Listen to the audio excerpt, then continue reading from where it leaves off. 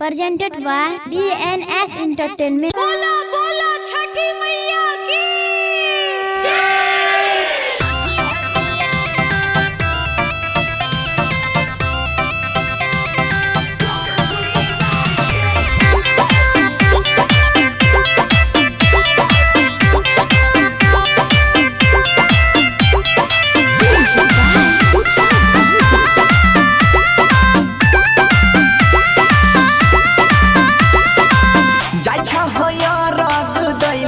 साली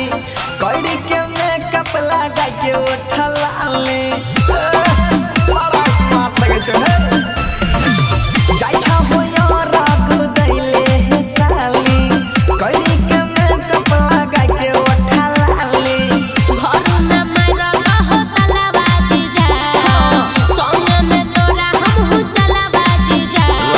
तलवाजी जाए हो डलवाजी जा छठी घाट लेके चला डलवाजी जा डलवाजी जाए हो डलवाजी जा छठी घाट लेके चला डलवाजी जा तोरा साली जी कहते के हम नहीं जे आप ना भेलो शांति रिकॉर्डिंग स्टूडियो राजागंज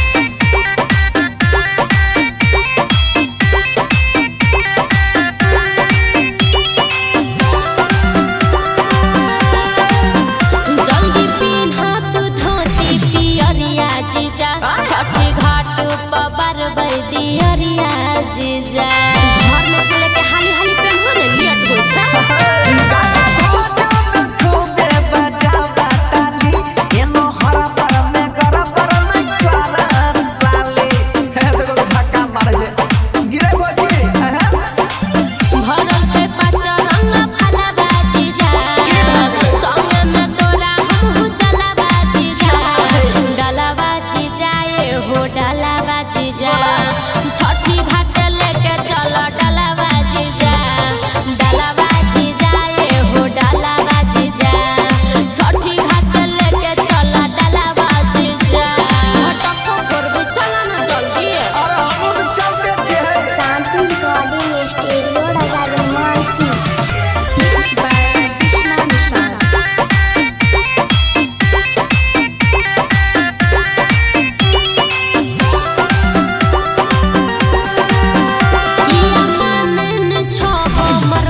जीजा जी श्रद्धा से करबै चल पूजा पाठ जीजा जी कभी काल सालियों के बात मान लेल कर चल मैया के दूध से यो रग ढारबै छठी मैया के पूजा दोनों साथ करबै एके साथ डुबकियो लगेबै दाया देखैते यादित मलावा जीजा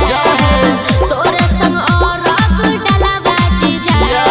डलावा जीजा ए हो डलावा जीजा छठी घाट लेके चल डलावा जीजा डलावा जीजा ए हो डलावा जीजा छठी घाट लेके चल डलावा जीजा जल्दी चल हो ना दीदी चल गेले बाट देखैत हेते भर गए तो मजाके में समय बिताई देबो ना भाई।